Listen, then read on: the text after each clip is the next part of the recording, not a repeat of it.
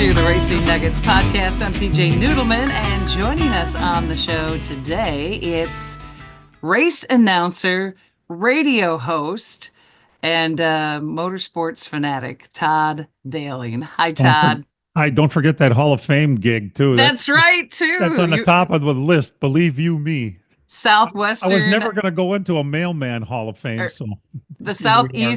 Southeast Racing Hall of Fame. What is it? It's a very long name. The Yeah. Southeast Wisconsin Short Track Hall of Fame. And as I have mentioned to them more than once, they really ought to drop that Southeast part because there is no other Wisconsin Short Track Racing Hall of Fame, and it would open it up to, lots and lots of different venues that aren't in it right now. So they always say, thanks for your suggestion, Todd. We'll take that under advisement. That's hilarious. Well, congrats on that. That is a pretty cool thing. Coolest thing that's ever happened to me, other than marrying Marge, of course, And having and children. having kids and Yeah. grandkids and Yeah. great grandkids and all of Well, that. let's back up to like the very start here. How did you actually get interested in racing? What was your first exposure to auto racing? Um, Boy, this is good. At my age, let's go back a ways. No, when I was a kid, I just loved, there were two things I loved as a kid, other than my parents and one was cars in general. I just, they would say, our grandson is really smart. He can tell you all the cars. And I'd say, that's a Chevy, that's a Ford, when they only had one kind of car and instead of 15 different, models. And the Milwaukee Braves. Those were the two things that I loved more than anything. And to this day, it pretty much is, racing and baseball are all I really, I'm impassioned with. Let's put it that way. I love it. Well, and you were kind enough to invite me to get onto your radio show that you started now over 40 years ago, the LTN Hour, Let's Talk NASCAR. Did you start that before you did announcing? I did. We were all starved in Milwaukee, where I grew up, for racing, and there just wasn't very much on the radio. They didn't have races, and you couldn't hear what was happening, and it was very frustrating. And then WAUK in Waukesha had started running the NASCAR races, and we thought that was great because, we used to have to drive out towards Watertown. There was a station out there, WTTN 1580 something, I think, that they were the only ones that carried NASCAR races. And I'm going, if we've got to do that, we'll just drive out there and listen. Well, when WAUK started carrying it, at least covered Milwaukee, and we're going, yeah, this is great. And then I was listening to that station when it wasn't NASCAR time, and they had some sports talk show, and I thought, geez, maybe they'll be covering, some NASCAR stuff. And it was the worst radio show I have ever heard in my entire life. And, I said to myself, I can do better than this guy. So I came up with this brilliant idea of having a NASCAR radio show. I watch enough NASCAR. I know stuff. So I went out and I had an appointment to talk to the owner of the station. And the guy says, well, what kind of experience do you have in radio? I said, well, I don't have any, but I can tell you right now, I'm better than the guy you had on there yesterday. And he said, well, here's how it's going to work. If you want to do radio, you're going to have to go out and sell your show. And I don't know anything about sales. But how hard can it be? I don't know. So I went out and I talked to some potential sponsors, and they all said, "Yeah, I suppose I'll sponsor that." And I came back after a couple of weeks, and I had $5,000 in contracts over the course of a year. It's not that much, but it was more than Back whatever the then. hell it was originally supposed to be a Saturday morning show. And it was at the time when I got out of the Navy, and I was getting hired at the post office, and I didn't really realize that, I was going to work Saturdays. So the original idea of me doing this on Saturdays didn't work. So we changed it to Sunday mornings, and that's how we started right there.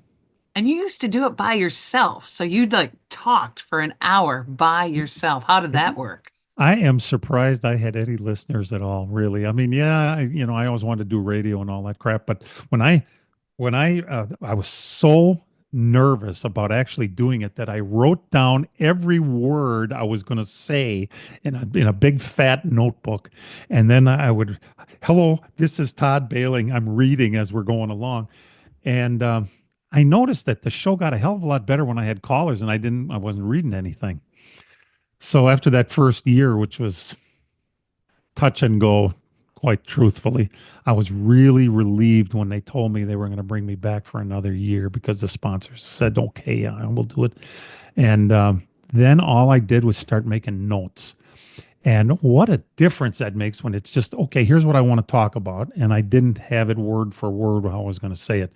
And I still do it that way today. So it's, That's the best way to do it. That's how I do this show too. I don't like to have a script for it. It's best unscripted. you're right about that. So you've been doing that show for a while. How did you end up getting involved with announcing at tracks? Um, at Slinger Speedway had an announcer, a very good announcer named Steve York. He was on WOKY.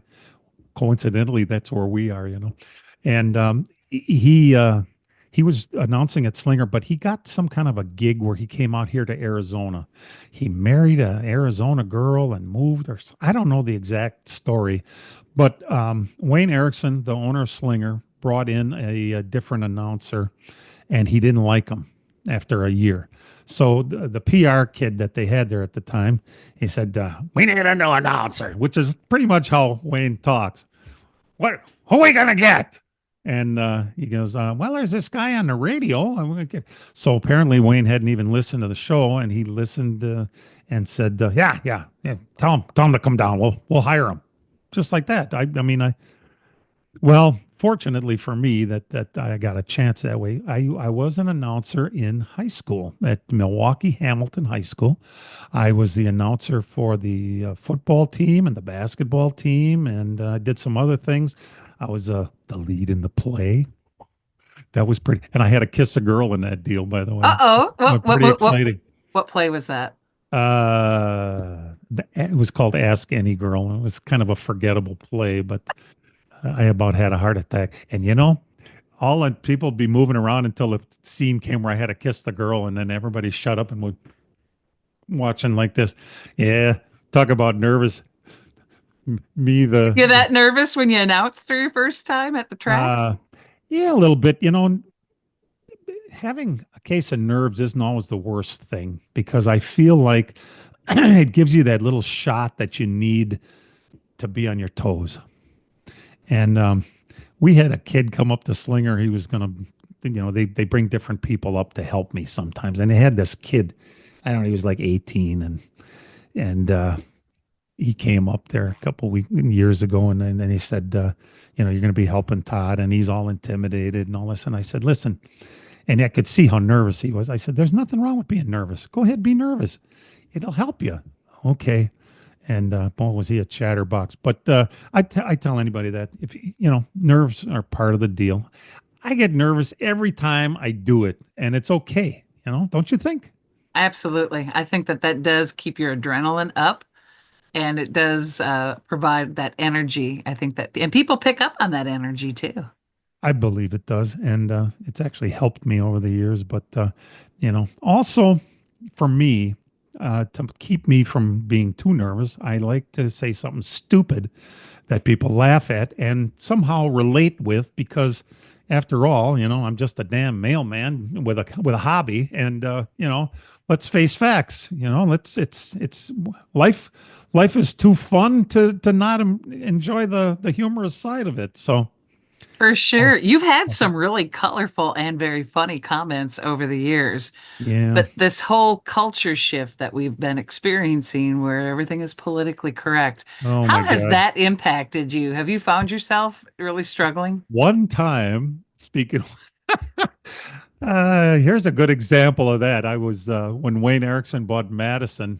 he brought the whole staff out there with him, and here I am announcing at a track that I didn't know anybody out there except the staff, and the racers really, because they all came from Slinger to race out at Madison. There was a lap deal. Wayne paid them an overall laps completed award for the guys that completed the most between the two tracks. So, but I was, I had a new audience, and we're all sitting out there, and a heat race came out, and it was like 6 cars and one black car. So me not being smart enough to be politically correct, I go, wow, there goes the neighborhood, and stuff like that. And I guess WAUK got a letter about my insensitivity, and they never opened it. That's good. Oh, it's Todd Behling, it says on here, and they threw it in my little mailbox. That I guess the only letter I ever got while I was there. And so that was a kind of a rude awakening. But really, you got to have more class than that, don't you think? Eh. And then you brought Ed Kluka onto your LTN hour, which sounds like you were really opening up the door for a lot of political incorrectness. Yeah. Well, Ed was a listener, as anybody that's ever been on the show with me has been a listener. And Ed would call me, and since I had no racing experience other than what I would see at racetracks, and I didn't even go to very many racetracks. I never went to Slinger, for crying out loud. And before I was hired as their announcer. Does that sound right? No, probably not. But Sounds like what you were meant to do, though. yeah. Between the cars and the fact that I love to announce, and it was a dream gig, to be honest with you. It still is a dream gig, even though I don't announce as much as I used to. It's kind of it's yeah. I mean, I'm not Bob Euchre. I don't want to do this till I'm 90. Ed did it until he died, but Ed came along and changed the way I did things, because he told me things that I needed to know, and I started, kind of depending on him a little bit. And finally, I said, "Do you want to come on and be a co-host with me?" Which was a double-edged sword, because Ed, I only saw the good side of Ed back in those days, and I didn't see just how challenging it could be to work with Ed. But I had a pretty good idea when he said to me, not long after he came along, he said, "Yeah, everything I've ever done, it didn't take me long, and I was running the show. I took a college class one time, and the next thing you know, I was up teaching the class." And oh my God, the alarms are going off. Ding, ding, ding, ding, ding, ding. Oh, it was my gig, and I brought him in, but I don't really want to give up the helm here. And so, yeah, it was challenging working with Ed, but it was a love-hate thing with Ed. More love than hate, but boy, oh boy, you could not imagine what the conversations sounded like shortly before we would go on the air, screaming and swearing at each other. And seriously, I'm not lying at all. And when the light went on, You guys were professionals. yeah. Do you Well, know what, though? I think that actually creates a good dynamic, as sick as that sounds, oh, because you both knew your stuff, right? And you worked well together. I mean, I think for anyone isn't that listening amazing? that didn't know the relationship and how sometimes it can be that, but you know what? All marriages have arguments too, right? It was. And, you have to look at, and he pointed this out to me very well, because when he would cocksucker some guys on the radio, say some nasty, and it had to do with the fact that they stopped using his wheels. And I would, "Ed, for crying out loud, it's a radio audience. We don't want to burn bridges here. You never worked for a living. You never had to sell shit in your life, all you ever did is punch a clock." And he was right, totally right. And he would go and depend on himself to raise a wife and 3 kids out of his. If he wasn't selling whatever the hell gidget it was, he wasn't eating. And I respect the hell out of that. And yes, all I ever did was punch a clock. I understand, but still, there was that, cocksucker in people that I never really liked when he would do that. And and that created fights, as you could possibly imagine. And yeah, Mm. it just had to do with the difference, our differences, which, and I explained to him, and he understood, and he embraced it, how our differences really worked on radio.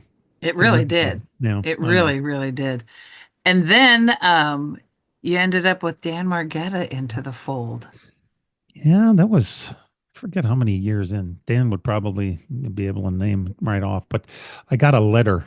Um, that mailbox I mentioned out of WAUK, there really wasn't very much mail in it, but there was one in there. And I opened it up and, hello, I'm a college student and I'm doing a thing about radio. And would you mind if I came out? And hell, don't tell anybody. I'm just a mailman. And come on out. What the hell? You're a college kid. I never went to college. What the hell? I don't know.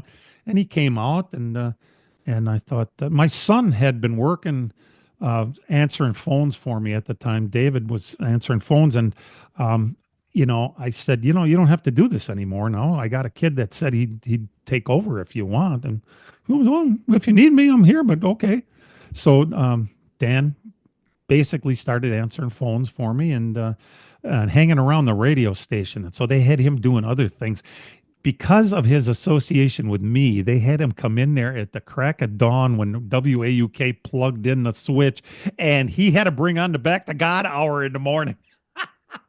Boy, you're paying your dues in radio right there. But Oh, yeah. after Dan did that for a while, he came to me and said, this show is so good. We ought to do a network. Now let's syndicate it. And I'm going, oh my God, I'd love that. Go to more markets. If we're good enough to be in Milwaukee and we have something that's listenable, it would listen the same anywhere, right? And not so much down south, where the Back to God hour is right up to, well, anyway, we didn't go over down south anyway. We stuck around for several. We did the best when we were on in Chicago. No surprise. WAUR Aurora, and then they sold the station, and it turned into Disney Radio, and they changed their format, and that was the end of that shit. Wow. Yeah. And then you end up bringing Brian Schmidt on. And was that just primarily because of his knowledge in dirt? No. How did Well, that come I together? had this really good idea since Miller Brothers were sponsoring us, that we'd have Brad Miller come on and do results, short track results. Oh yeah, he said that's a great idea.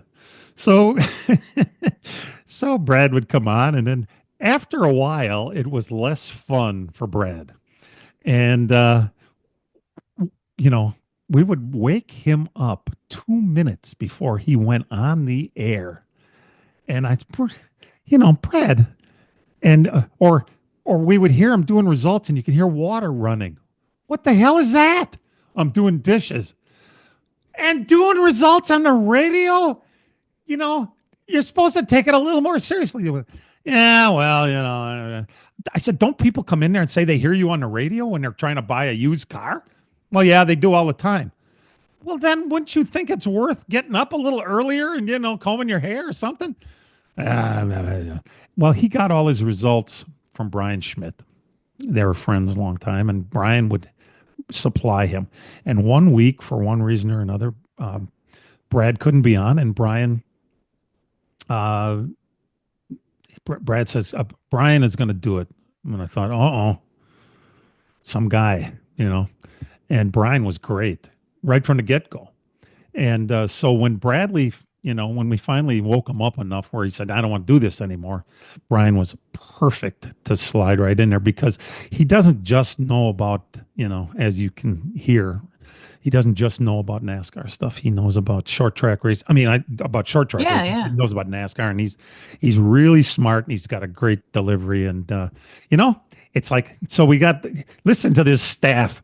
We got a mailman, me. We've got Ed Kluka, who sells wheels. We got Dan Margetta, who is a third shift Like a dispatcher or something. dispatcher for the Yeah. South Milwaukee Police Department. And Brian Schmidt, who works for the city of Sheboygan, he's a garbage man and he plows roads. This is perfect. But I'll tell you something right from the get go, I wanted this show to be like a conversation with the guy sitting in the next bar stool. And Yeah. it kind of is that way today. I agree. I agree. So, and then obviously you invited me to join you guys, which I'm not really sure why. I think that was more for the Toby angle, and I appreciate that. You hang on to your britches. I'm going to tell you right now. First of all, I met you kind of from afar, but you were a little intimidating to me, and I'm not real sure why, because you are not an intimidating person. But for one, maybe it's because you were a real honest to God radio professional. And I figured anybody that really knew what they were doing could see right through this mailman shit. What do you, anyway, I'm sorry for being not totally nice to you when I first met you. And it wasn't, I was trying to be rude. It's just that I just didn't talk to you because I thought you'd say, where the hell did you get yourself on the radio? I've had people say that to me before. What makes you think you can do radio? You're just a mailman, you know? And Anybody can do radio. that's the whole shtick. It's about ears. Yeah.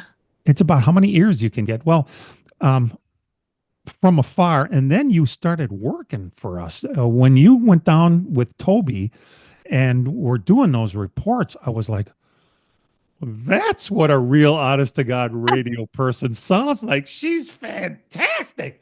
Well, um, when Ed died, we didn't want to, replace him the next week. We thought that would be a little bit disrespectful. But from the moment we thought about adding a fourth, you were there was nobody else we even thought of. You were so perfect with us. And, you brought an air of professionalism to this group of public servants who are trying to do radio. And there's something else, which I don't know if I've ever told you this, but, Ed, um, he did not want to give up radio. He literally did the show until he fell over dead, which is what he wanted to do. I, on the other hand, don't want to do that, even though I don't exactly know when I'm going to croak. But I can tell you right now, you were part of the plan to take my place when the time comes when I want to pull the plug. I feel very good about that because the show will go on because how good you are. I mean, we love you. You're fantastic, and you fit in so well. I wish we could use you more. I have my mouth going all the time, and I should really shut up and have you talk more. It's all good. I'm appreciative to be on there, but I don't want to turn this podcast into about me. I Okay. really want to talk more about, Enough about you. Let's talk about yeah, me. let's talk about you. I mean, that's the LTN hour, the LTN show, LTN radio. I mean, that's been your baby. So that's kind of cool to see how it's morphed into different things. And now you're all over the internet with iHeartRadio. I mean, it's available for No, download. It's pretty cool to see how it's grown. it's still a network. When oh my God, it's a lifelong dream come true. The LTN radio network. It's not radio network as much as it is a network of social media and all of that sort of thing. So we haven't really changed. We still call it a network, but the network thing was multiple stations. Well, we are very, very happy and thankful that Fox Sports 920 still wants us after all these years because as well as I do how radio is a very fickle business. You can be cruising along thinking you're on top of the world 1 minute and you are just a memory the next minute. Yeah. And I mean, it happened to Racing Roundup. They started the same time we did, and WOKY went, we've decided to move on, and they were gone.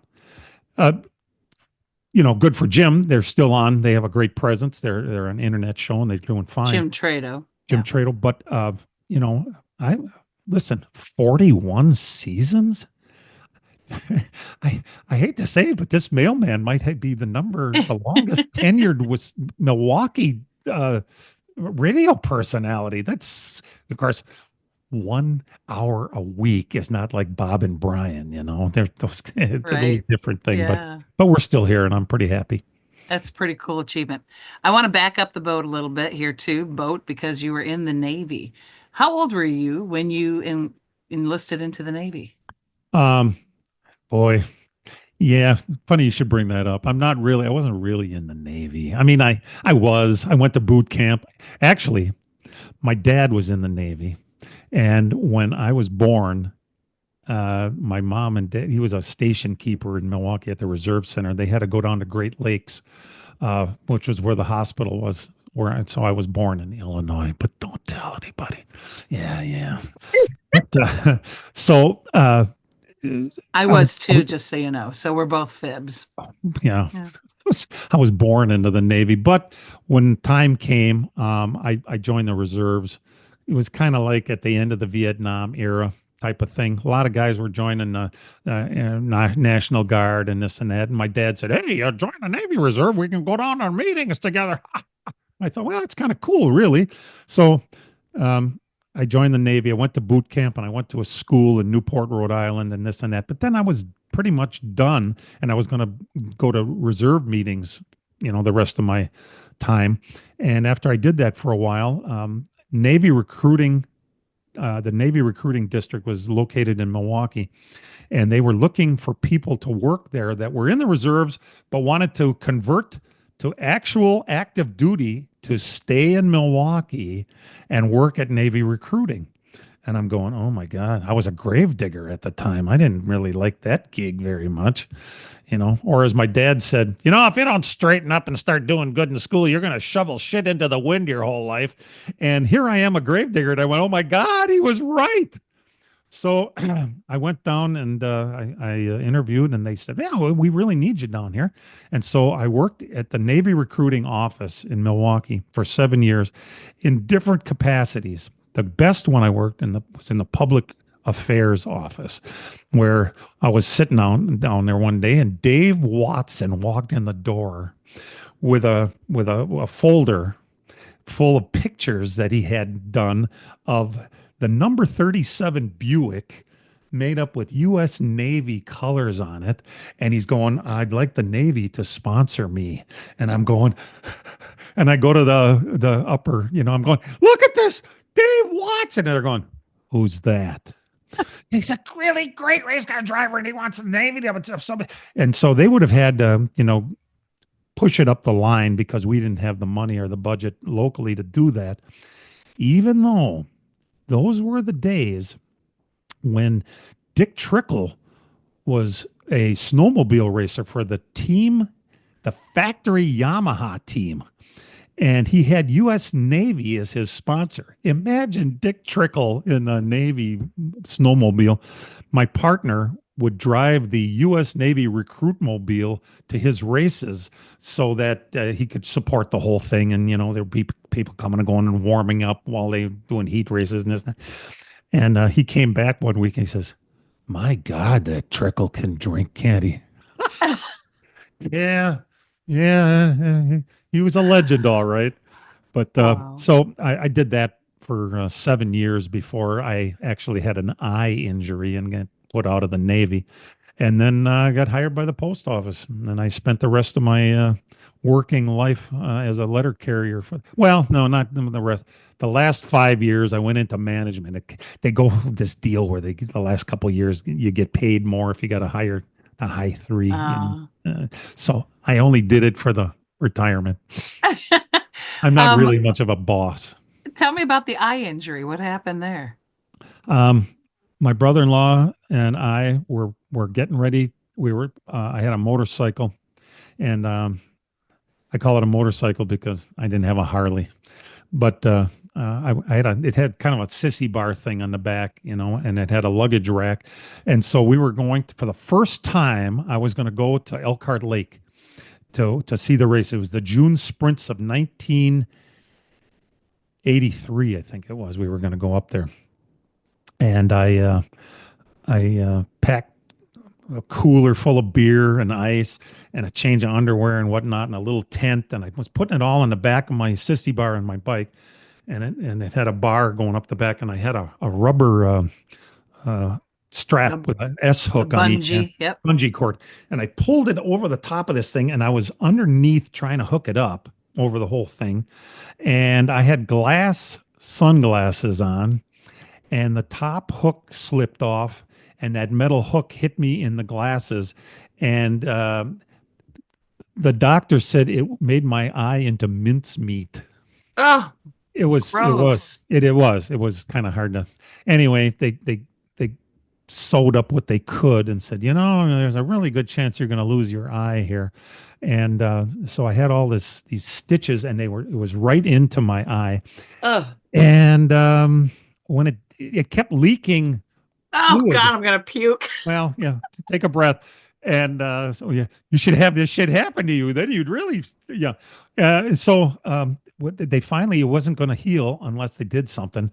They got a plain glass lens, and they put an actual drop of super glue on it and stuck it right into my right eye over all the stitches and it stopped leaking and it hurt like hell, but I dealt with that until it finally just fell off. And by then, my eye had um, uh, healed. See, you don't have very many blood vessels to heal to promote healing in your eye, so it's Right. a long, slow process. But when it was done, I looked like I had a wad of snot in the middle of my eye. It was Ish. scar tissue. Easy, girl, you'll be fine. And so what I had to do was have a cornea transplant. And Wow. I had to wait for that. Why are we waiting? The guy says, just wait till motorcycle season. They'll be available. And it was a particularly nice Easter Sunday. And my daughter answered the phone. Yes, he is here. May I ask who's calling? Dad, it's the hospital. Hello, we got an eyeball for you. So I went in and had a cornea transplant, and How is your vision in that eye now? um, not as good. Uh, my, the best it ever was like I don't know 2060, correctable to 2060. I think I can't remember. I don't know. That can't be right because it isn't that good. But I since then, like 3 years ago, I had another cornea transplant because that one failed. Oh, And they said, well, geez, how long has this one been in there? Well, since 1983. Oh, wow. that's a long time for somebody's eyeball to have in your eyeball. And I said, no. I said, it must have been from some black dude because I always had an eye for the black ladies. That's not true, Marge. I'm just kidding around here. Never mind. It's a stupid joke, but I'm full of stupid jokes. God bless you. You're hilarious. Mm-hmm. What is the best advice anyone ever gave you about anything? Um, that's pretty funny. I can give you one for the racing business. I mean, for radio business. This came from a guy by the name of Tom Moore. You might not remember the name. He was the voice of the Green Bay Packers back in the day. The classic Packers, before Jim Irwin ever came around. We're talking when the highlights were in black and white, as Margetta would say. And I met the guy one time and told him what I was doing. I was a mailman and all this, and he says to me, "I got some advice for you." Oh yeah, what's that? Don't quit your day job. Oh, Good idea. funny. You know, What do you most want to be remembered for? oh, that ship has sailed. If you know what, I think I'll probably be remembered for the stupid shit I said at Slinger over the years. Making up jokes and being inappropriate, but making people laugh. And really, it's more than just talking about guys turning left. There's more to it, and I'm pretty proud of my days at the mic at Slinger Speedway. And and by the way, I was fired a couple of years back from Slinger. I don't know if you knew that. It was the year that the economy went to shit. '08, and Wayne Erickson was livid. That was the first $4 a gallon gasoline we had, and he was he was pissed off about everything. The crowds were down, and well, if you remember what '08 was like, it was that way everywhere. You couldn't just you fill up your tank and drive to Slinger. I mean, all of a sudden you had to take out a second mortgage to fill up your tank and drive to Slinger, and the crowds were down. And he said to me that and pissed me off. He said something about you're not helping things around here. And I thought, my gig really hasn't changed very much. If you wanted me to do something different, I was there 23 years at that point. You know what you're getting. And he said, no, I'm going a different direction. Actually, he wouldn't even tell me that. He had Todd Thielen, who was the PR guy at the time, call and tell me that because he didn't like firing people. He had other people do that. And I went, oh, you got to be kidding me. Wow. You feel like you're somehow entwined, and you want to fire me, really? Okay, well, I guess you think about yeah, all I was a hired hand, and if I didn't remember it before, I remember it now. And for 2 years they had another guy in there who God bless him, he said, yeah, it's like following the Pope and trying to do a teach Sunday school, or something like that, because people come up to him and say, are you the announcer at Slinger? Yeah. You suck. When's Todd coming back? This poor guy, but I suppose, you hear that stuff sometimes. Well, anyway, he quit after 2 years, and then Wayne brought me back, and then Wayne sold the track to Todd Thielen, and Todd and I always got along great, and I'm still there. So let's see, it'd be 37, Wow. 37 seasons. They've only been there for 80. So damn near half of the time Slinger Speedway's been on the map. Who are some of your favorite racers? I mean, ones that you were a fan of before Well, you really got going. when I was young, my dad didn't really, the only races he ever took me to were at State Fair Park. He never took me to Hales Corners, which was, close. I grew up on 51st in Oklahoma. So, but he took me to State Fair because I loved stock cars, loved them. And I saw some of those old races, and I really liked them. I remember seeing Parnelli Jones in a number 15, 61 Ford. I was 9, whatever. So when I would go with Dave Schmalzer back in the late 60s now, when we would go by ourselves, I was a lover. My dad had nothing but Ford, so I was a Ford lover. And I fell in love with Jack Bauscher. He was the greatest. He was my first real racing hero I ever had, because all those winged Mopars, blah, blah, blah, Schmalzer, they're great. Yeah, there they are. They had, listen, I loved their drivers. I really did. I loved all of them. But Jack Bauscher was the man. And so he was the guy. Now, since then, and since I've been at Slinger, I have obviously, because I have watched some of the greatest short track racers in the history of the universe race at that racetrack. You can imagine Al Schill, Conrad Morgan, Lowell Bennett, the big three. Since then there have been others. I got to appreciate Joe Shear. I think Shear might have been, he might have been the best ever. He was the shit. Yeah. He was just, and the worst interview you could possibly have. You're one of the best interviewers I ever had. And I bet you had a hard time with him, didn't you? I actually never got to interview him. Lucky you. Well, but Trickle, obviously, to see and get to know those guys, and to really appreciate the kind of talent they have. It's been very humbling to be just a guy, a mailman with a hobby, to be, move kind of into a place where I have grown to know the racers, and really have come to appreciate them. And those guys, they mean more to me than just how great race car drivers they were. They're just spectacular people. And to this day, some of my best friends, I hang out with Scott Hansen. Can you imagine that? I met him at Slinger Speedway. Al Schill, I hang out with Al. Happy birthday, Al, by the way. Just turned 80. Imagine that. And they've been lifelong friends, and it's only because of racing.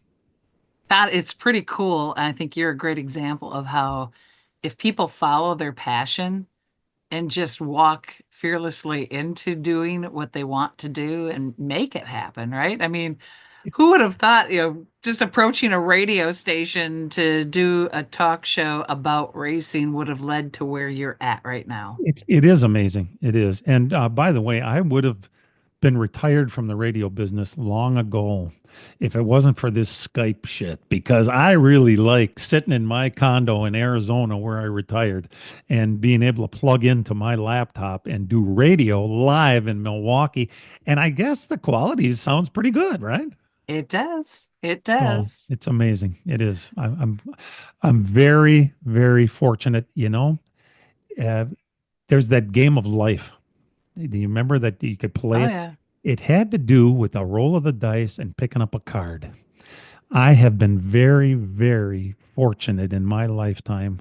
The cards I have picked up from marrying the woman that I'm still married to 53 years later, and having a big healthy family, and have made it through, you know, working at the post office enough to retire, and being really lucky, by the way, because I was a mailman. It's not like we're made of money. It was a nice job and all that, but you can't just go out and be buying condos in Arizona and having keeping a place in Wisconsin. Usually you move.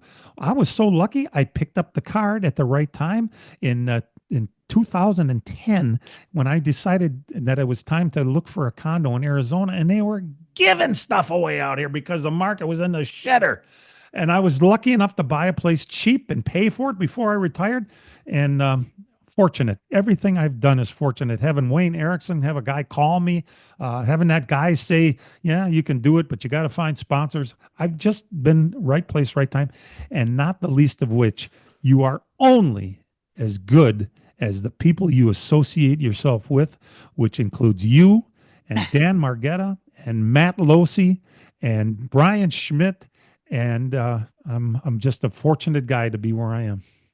I love it. Charmed life, definitely, but you made the most of every opportunity that came in front of you. I didn't get anywhere with my good looks. Well, thanks for joining us on the Racing Nuggets podcast. As Dean Strom once said, you must have been shit out of luck with people you were trying to get on, because you start having announcers on. You guys are colorful characters too. Boy, it's great working with him. When they brought Dean on, it's when my heart blew up, and I had to take some time off. And Wayne was going. It happened on a Sunday too, or during the radio show. Wayne Erickson said, "What am I going to do?" And he called Jim Trado, and Jim said, I guess I'm going to bring Dean with me." And those guys worked with me.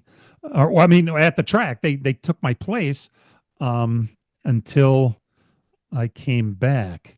But Wayne liked the way Dean sounded, and of course, I never worked with anybody.